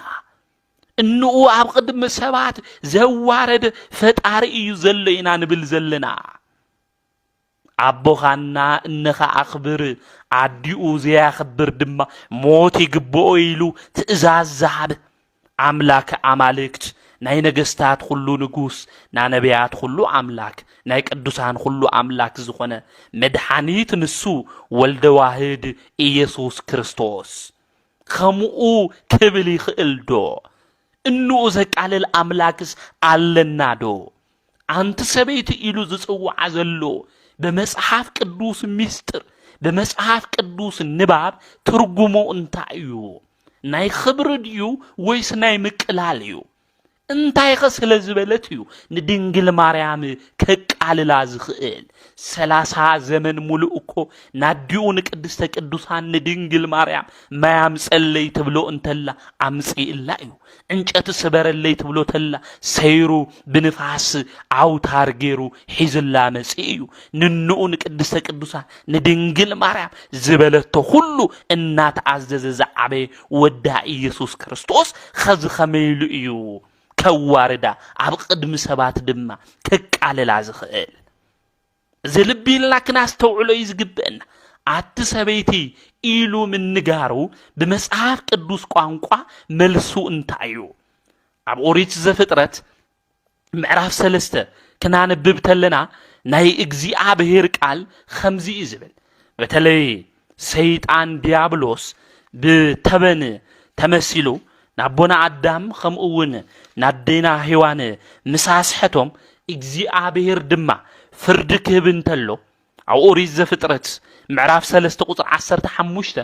አሞንጎኻን አሞንጎዛ ሰበይትን ይዝብል አሞንጎኻን አሞንጎዛ ሰበይትን አሞንጎ ዘርእኻን አሞንጎ ዘርአ ጽልኢ እተክል ኣለኹ አሞንጎኹም ኣብ ክልቲኦኹም እና ኣብ ዘርእኻና ኣብ ዘርአ ጽልኢ እተክል ኣለኹ ንሱ ርእስኻ ክቅጥቅጥ እዩ ንስኻ ድማ ሰኾንኡ ክትነኽሰ ኢኻ በሎ እዚ ናይ እግዚአብሔር ሕያው ቃል ወገናት አዳምና ሔዋን ምስተሳሓቱ እግዚአብሔር ዝሃቦ ፍርዲ አሞንጎኻን አሞንጎዛ ሰበይትን ይዝ አሞንጎኻን ንግዚኡ ንተበን እዩ አሞንጎ ማለት ድማ ናዴናነ ሔዋን እዩ ፍጻሜው ግን አሞንጎኻ ዝተባሃለ ኣብ ውሽጢ ተበን ኮይኑ ዘስሐተ ንዲያብሎስ እዩ ሰበይቲ ተባሂላ ድማ ዝተጸውዐት ወላዲታ አምላክ ቅድስተ ቅዱሳን ድንግል ማርያም ዳግማዊት ሔዋን እያ አቲ ሰበይቲ ትብል እንተሎ ጎይታና መድኃኒና ኢየሱስ ክርስቶስ ትንቢት ዝተነገረልኺ አሞንጎኹም ድማ ጸልኢ ክህልዩ ኣብ ዘርኢ ዝተባሃለ ንሱ ድማ ርእስኻ ክቅጥቅጥ እዩ ዝተባሃለ ካባኺ ዝውለድ ኣነ ርእሱ ኣብ ቀራንዩ ዝቅጥቅጦ ንሱ ዲያብሎስ ንስኽ ድማ አምላክ ወላዲታ አምላክ ሙኻንኺ እንሆ ትብል ትንቢተ ነቢያ ዝተናገርዎ ነቢያ አቦው ድማ ዝመሰልዎ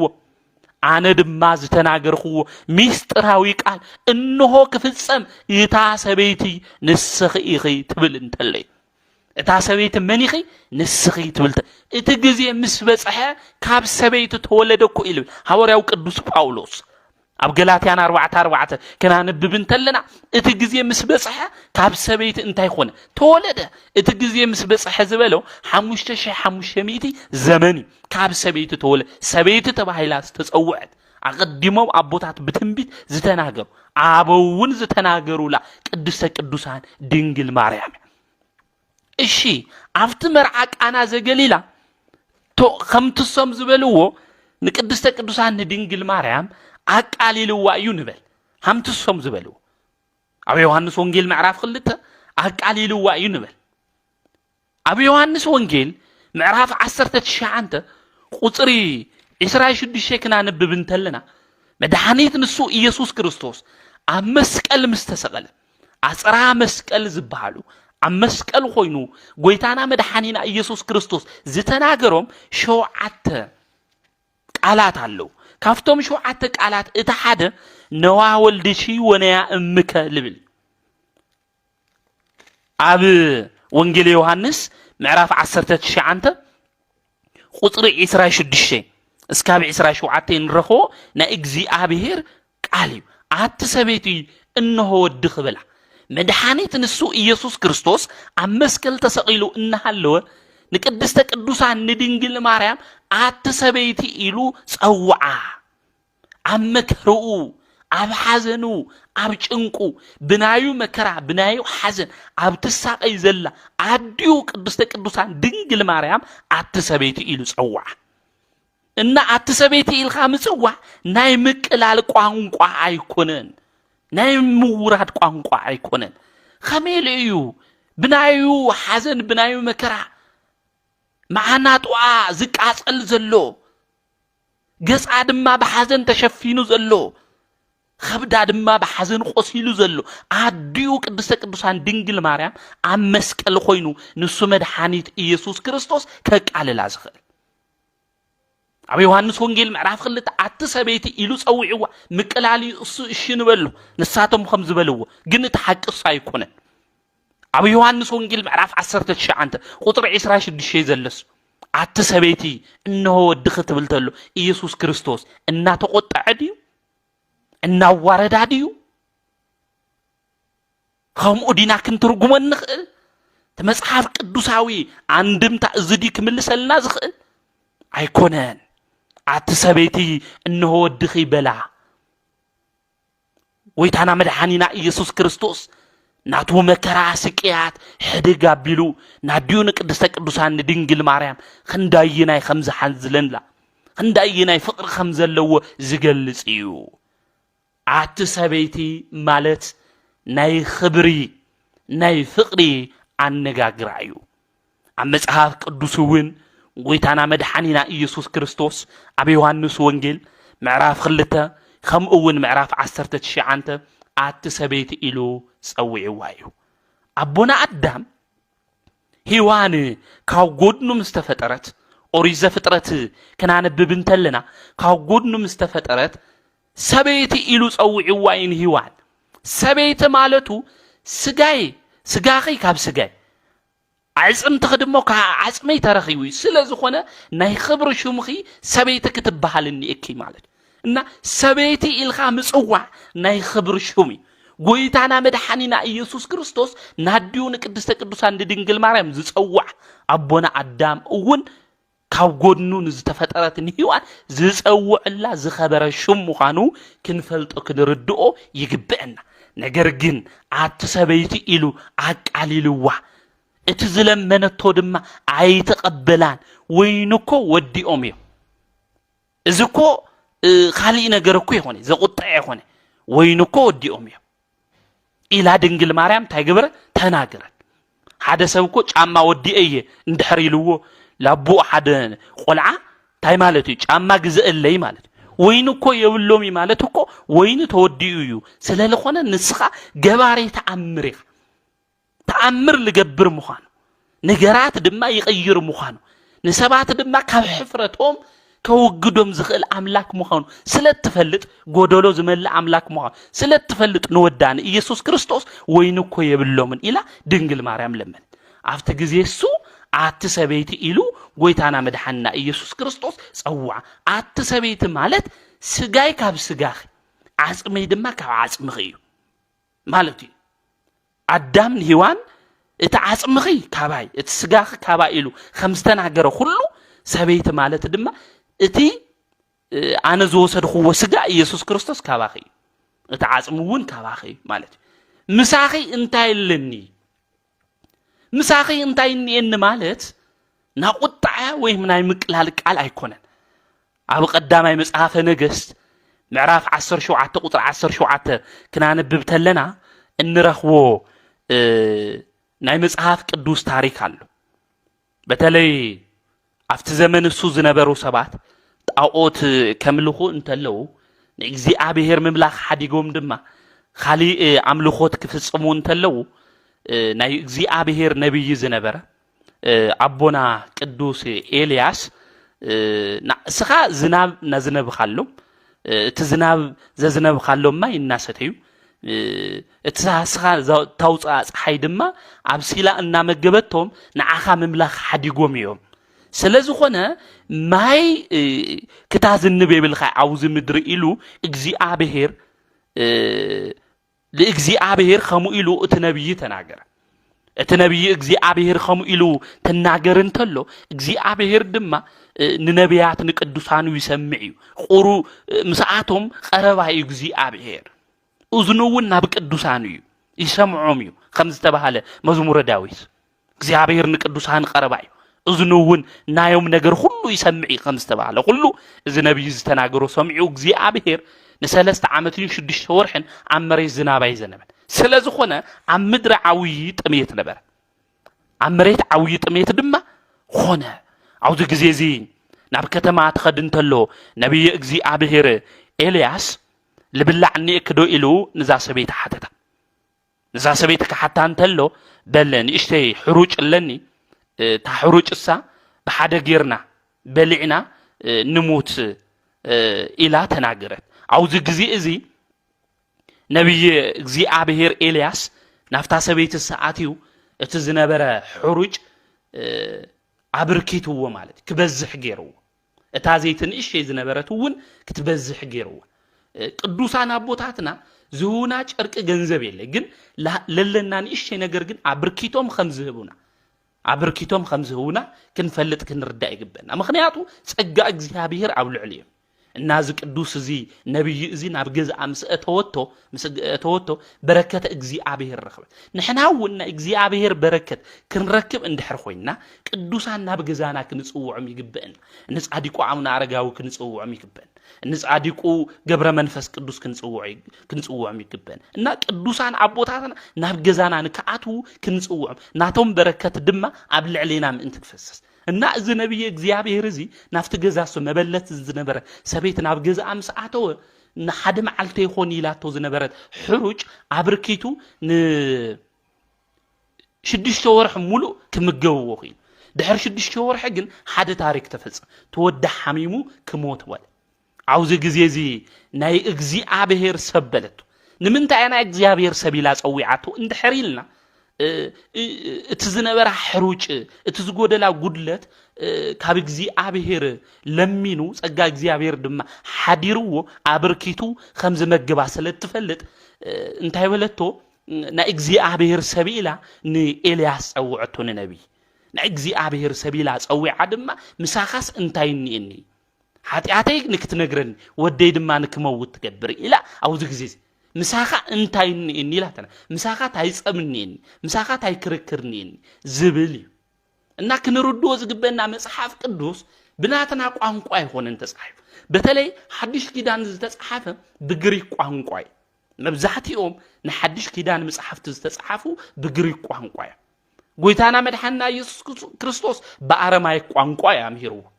በአረማይክ ቋንቋ ያምሂሩ ነገር ግን ብዙሕ ቋንቋ ስለዝተገለጸሎም መጽሐፍ ቅዱስ ሐዲስ ኪዳን መጽሐፍት መብዛሕቲኦም ዝተጻሓፉ ብግሪክ ቋንቋ ከምኡ ድማ ብናይ ዕብራይስጥ ማለት እስራኤላውያን በእስራኤላውያን ባህሊ እዩ ተጻሒፉ ባህሊ ተጻሒፉ ዮሐንስ ወንጌል ምዕራፍ 10 ተናንብብ ተለናኮ ጓሳ ቅድሚት ይኸድ ተናባጊዕ ድማ ብድሕሪት ኮይነን ይኽተሎ እዩ ባዕድና ግን ሃሙ ይኾነ ተናባጊዕ ቅድሚት ይኸዳ ትጓሳ ብድሕሪት ይልሆን ነገር ግን ዮሐንስ ወንጌል ምዕራፍ 10 ትክክል ይኾነ ክንብል ይንኽእል ምክንያቱ ብናይና ባህሊ ብናይና ስርዓት ይኾነ ተጻሒፉ ብናይ ዕብራይስጥ ቋንቋ ልናገሩ በእስራኤላውያን የተጻፈ እዙውን አትሰቤት ምሳይ እንታይ ንእክ ማለት ስጋይ ካብ ስጋኺ ዓጽመይ ድማ ካብ ዓጽምኺ እዩ ምሳኺ ታይ ለባእስኒ እኒ ልበልኽኒ ነገር ለይእዘዘክ ምኽንያት እንታይ እዩ ኣነ እኮ ካብ ቆልዕነት ጀሚረ ለኣኽት ዓዚዘክ እየ ኸዚ እምቢ ልብለኪ ታይ ኾይነ እየ ማለት እዩ እና ብዚኢና ክንርድኦ ዝግበን ኣብ ማርቆስ ወንጌል ምዕራፍ 1 ቁጥር 9 እኮ ተማጋንንት ታይሎም እዮም ተናጊሮም ዘማግንት ኢየሱስ ክርስቶስ ትመጽእ ተሎ ታይል ክታጥፈአና መጺኻ ወዲ እግዚአብሔር ምሳኻ እንታይ ንኢና ኢል ምሳኻ ማዕዝ ተባኢስና ምሳኻ ታይ ክርክርኒና ታይ ለባእስኒና ኢሎም እኮ ተናግር ታይ ኢሎም አጋንንት ኳስ መስኪሮም አጋኔን ባዕሉ ሰይጣን ይፈልጥ ዝቃለ እዚ ናይ ፍቅር ቋንቋ ምዃን ይርድኦ ይፈልጦ ኢና ክብሮት ምዃን ይፈልጦ ምክንያቱ ኣብ ማርቆስ ወንጌል ምዕራፍ 1 ቁጥር 9 ወልደ እግዚአብሔር ምሳኻ ታይ ንኢና ኢሎም አጋንንት ተናገሩ ሰሚና እና ኢየሱስ ክርስቶስ አትሰቤት ምሳኽ እንታይ ያለኒ ኢሉ ተናገር እንተሎ ናይ ክብሩ ቋንቋ እንዲዮም አባ ሕርያቆስ ዘጋስጫል ባህል ቅዱስ አባ መጽሐፈ ሚስጥር ተናገር እንተሎ ኢየሱስ ክርስቶስ አውሽጥ ዘሎ ሞሊኡ ዝፈሰሰ ፍቅሩ ትገልጽ እንተሎ አትሰቤት ምሳኺ እንታይ ንኢሉ ተናገረ ኢሎም እና ኢየሱስ ክርስቶስ አውሽጥ አውልቦ ለሎ ፍቅር እዩ ተናጊሩ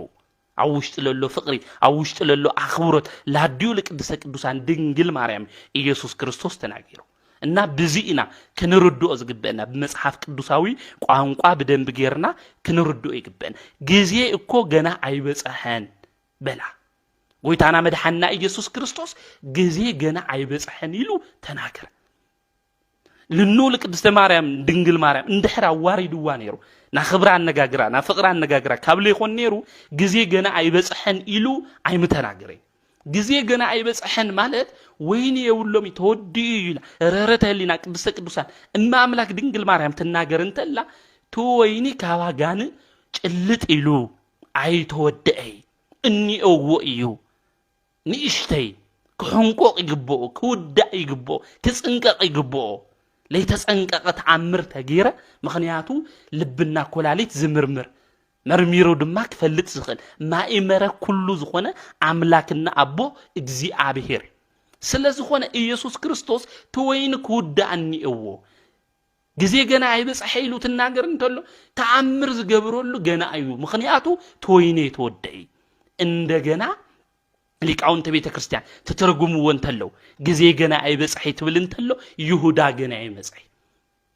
ይሁዳ ቅድም ምምጽኡ ተአምር ተገይረ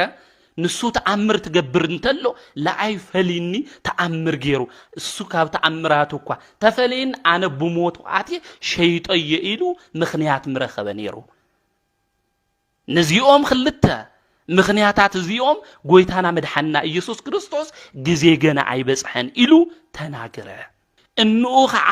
ንቶም መሰለፍቲ ደስ ዝብል ቃል እዚ ወገናት ደስ ዝብል ቃል እንኡ ከዓ ንቶም መሰለፍቲ ሁሉ ንሱ ዝብለኩም ግበሩ በለቶም እምቢልዋ ተትኾንዩ አይሰምዕኪል አዋሪድዋ አቃሊልዋ ተትኾንዩ መድኃኒት ንሱ ኢየሱስ ክርስቶስ አያቃልሊ ክብሩ ምስጋና ንዑ ይኹን እምበር አቃሊልዋ ተትኾንዩ በሉ አነ ዘአኽለኒ ገይረ እየ አነ ለአኽለኒ ፈጺመ እየ ስኻትኩም ድማ ታይግበሩ ኸይድኩም ለምንዎ ደርሻኩም ተዋጽኡ ሞለቶም ነይራ ግን እነናወድ ተረዳዲኦም ወዳ ዝበላ ድንግል ማርያም ስለልፈለጥ እሱውን እንኡ ለበለቶ ስለልፈለጠ ድንግል ማርያም ኸይዳ ታይበለት እሱ ዝብለኩም ሁሉ ታይግበሩ ግበሩ ዝበለኩም ሁሉ ፈጽሙ ተናዲዱ ተቆጥዑ ተናጊርዋ ተትኾንዩ ለድንግል ማርያም ለምንታይ ሐምዝ ትብልኒ ለምንታይ ትእዝዝኒ ለምንታይ ሐምዝ ልኽተልምንኒ ኢሉ ተናዲዱ አትሰቤት ኢሉዋ ተትኾንዩ ኢየሱስ ክርስቶስ ኸዝውን ኹዲላ በልስሉ ለኩም ግበሩ ትብል ተላ የመና ኢየሱስ ክርስቶስ ምተናደደን ግን ዝናደድ ዝቁጣ አምላክ አይኮነን ኣብ ልዕልኑ ኢየሱስ ክርስቶስ ክንፈልጦ ዝግበአና ዓውይ ነገር እዚ ክልቲኦም ስለልተራዳዱ ና ክብርም ና ፍቅር ቋንቋ ድማ ስለልተነጋገሩ ቅድስተ ቅዱሳን ድንግል ማርያም እቲ ንሱ ዝብለኩም ሁሉ ግበሩ ኢላ ተናገረ እሱ ዝብለኩም ሁሉ ግበሩ ኢላ ድንግል ማርያም ተናገረ እቶም መሰለፍቲ ድማ 6 ገንኢ እዮም ነይሮም እቶም 6 ገንኢ ሓጺቦም አጽሪዮም ንጹህ ማይ አፍት ጊዜሱ ትራንስፖርት የለ ቦምባ የለ ጽናዓቶም ይልገርመካ እምነቶም ይልገርመካ አምጽኦም ልቱም ገኒ ሽድሽተ ማይ መልእዎ ማይ ምስ መልእዎ ድማ እስካው አፉ እዮም ተማይ መልእዎም ድሕሪኡ ድማ ቀዲሕኩም ንትናይ ዳስ አቦ ሃብዎ በሉ ንሳቶም ድማ ወሲዶም ሃብዎ እታ አቦ ዳስ ግን ነቲ ናብ ወይን ዝተለወጠ ማይ ካበይ ከም ዝመፀ አይፈለጠን እቶም ማይ ዝመልኡ መሰለፍቲ ግና ይፈልጡ ነበሩ እታ አቦ ዳስ ንትመርዓው ፀውዑ ሁሉ ሰባ ቀዲሙ ጥዑም ወይኒ ይሰቲ ብዙሕ ምሰተዩ ከዓ እቲ ዝተሓተ ይቀርብ ንስኻ ግን ንትጥዑም ወይኒ ሳብ ሕዛ አጽኒዕኻዩ በለ እቲ መሰለፋይ ስለለይ ተረድኦ እዩ ስለለይ ተረድኦ አቅዲም ካልምንታይ ኢኻ ዝጥዑም ወይኒ ዝሃብኻ ምክንያቱ ካብ ምንታይ መንጽኡ ስለለይ ፈለጥ ሰብ አመርዓ መጀመሪያታይ ጥዑም ለኾነ ወይኒ ልስተይ ወይ ምስዋይ እንድሕሩ ሄድዎ ድማ ታይገበ ቅራሪ ኢሉ ቅራሪ ኢሉ አውዝ ጊዜ ዝግን ማይ ተመሊኡ ለወይና ham ተቀየረ ዝሰብ እዚ ይፈለጥ ስለለይ ፈለጥ ንተመርዓው ፀውዕ ድማ ተናገረ ንተመርዓው ፀውዕ ድማ ተናገረ እቲ ዝተዓመ ወይኒ ድማ ካበይ ham ዝመፀ እስካብ ኸዚ ድማ ንምንታይ ክጸንሕ ከም ዘለዎ ሓተተ ኢየሱስ ነዚ ናይ መጀመርታ ተአምር እዚ ኣብ ገሊላ ኣብ ትርከብ ኣብ ቃና ገበረ خبሩ ድማ ገለጸ ደቀ መዛሙርቱ ብኡ አመኑ እዩ እዚ ተአምር እዚ ጎይታና መድሓና ኢየሱስ ክርስቶስ ገበረ ናይ ተአምራት ምዃኑ ዝወይን እዚ ና ወልደ ዋህድ ኢየሱስ ክርስቶስ ዝፈጸሞ ዝገበረ ተአምር ምዃኑ የፈለጠን ነይሩ ሰባት ሁሉ ግን ና ኢየሱስ ክርስቶስ ክብሪ ተረድኡ ደቀ መዛሙርቱም ካሊኦት ሰባት ድማ አፍቲ መርዓ ዝነበሩ አመኑ እዩ ንምንታይ ወንጌላዊ ዮሐንስ ዝነገር ዝ ስለወይኒ ስለምናምን ጽሒፍልና መለኮታዊ ነገር ጽሐፈሉ መጽሐፍ ቅዱስ ንምንታዩ ስለወይኒ ዝነግረና ስለመስተክ ነግረና ደሉም የሆነ ወንጌላዊ ዮሐንስ ጽሒፍዎ ምስጥራው ትርጉም ለህይወትና ስለለለዎ ከነግረና ስለልደለይ አውስ ተጽሒፉ ቃና ዘገሊላ መርዓ ከም ዝነበረ እዩ እቲ መርዓዊ ኢየሱስ ክርስቶስ እዩ እታ መርዓት ድማ ቤተ ክርስቲያን እቲ መርዓዊ ኢየሱስ ክርስቶስ እታ መርዓት ግን መንያ ቤተ ክርስቲያን ማለት ድግስ ተገይሩ ያው ወይኒ ነይሩ ወይኒ ማለት ኢየሱስ ክርስቶስ እዩ ኢየሱስ ክርስቶስ ማለት ደሙና ኢየሱስ ክርስቶስ ማለት ደሙና ኢየሱስ ክርስቶስ ደሙና ኢየሱስ ክርስቶስ ለዚያ ቅድስተ ቅዱሳን ድንግል ማርያም ንዓለም ምድሓን تفلت يا نيرا تردع يا نيرا كل ነገር ኣብ ልባ ትሕልዎ ነራ تعقو نيرا ኢሉ ወንጌላዊ ሉቃስ ሐምለ ተናገረ ሁሉ ቅድስተ ቅዱሳን ድንግል ማርያም ንዓለም ድህነት በህሊና ሁሉ ተመላልሶም ትረድኦም ያ ነራ እና ለጎይታና መድሓና ኢየሱስ ክርስቶስ እንዲያመጽያ ወይን እኮ የብሎሚ ኢላያተና ወይን እኮ የብሎሚ ማለት ንስኻ እኮ አውሽጦም የለኻይ ማለት ንስኻ አውሽጦም የለኻይ ስለዝኾነ ንስኻ አውሽጦም ንክትህሉ ድሕነት ድማ ንዓለም ሁሉ ንክህሉ ቤዛነት ንዓለም ሁሉ ንክህሉ ወይንኻ ሃቦም ያትብል ወይን ማለት ደምኻ ማለት ጎይታና መድሓና ኢየሱስ ክርስቶስ ድማ ስኽ ዝበልኽኒ ዘይገብሮ ነገር የለን ግን ግዜ ገና ይበጽሕ ስለለዓዘዝኽን ኸዚ ክገብሮ ይኽእል ምኽንያቱ ኣብ ቀራንዮ የደም ያፍሲሰ ክወም ልኽእል ኣብ ቀራንዮ ደም ያፍሲሰ يكهوم لخيل جزء جنا أي بصحي مالته زي خزي يخون خوي دمي لهوم مالته خزي يخوني إلو تناقرته لك جزء جنا أي بصحي مالته إننا وانجيلا وكدوس يوحنس كنجر الناس دلي أو يقوم نجر بزمر عزن تعيو تتوحيلو نعلم كل مدحاني زخون إيسوس كريستوس وينو يبني وين إيسوس كريستوس وينو دمان عالم كله أبك أراني بيزانتنا عالم كله تدعنا نتلو نخلنا دك سبات توايوني أو يوحنس وانجيل معرف 15 نببت لنا وتر حدا أنا وقتو جندوينيل أنا هيوت وين إيزب حق أني أنا هيوت وين دم مدحاني تنسو إيسوس كريستوس قلت أنا مدحنا إيسوس كريستوس دم نخلنا دك سبات ቤዛ ኮይኑ ኣብ መስቀል ተሰቂሉ ደሙ ይህብና እዩ ክንፈልጦ ክንርድኦ ዝግብአና ዓውይ ነገር እንታይ እዩ ዝብል ግን ወይን ዝኾነ ንሱ መድኃኒት ኢየሱስ ክርስቶስ ኣብ ውሽጦም የለኸ ስለ ዝኾነ ኣብ ውሽጦም ምእንቲ ክትህልው ደምኻ ኣፍስስ ንዓለም ድሕነት ድማ ኣውጅ ኢላ ድንግል ማርያም ትና መድኃኒት ንሱ ኢየሱስ ክርስቶስ ድማ ግዜ ገና ኣይበጽሐን ግዜ ገና ኣይበጽሐን ከዚ ግን እቲ ግዜ በጺሑ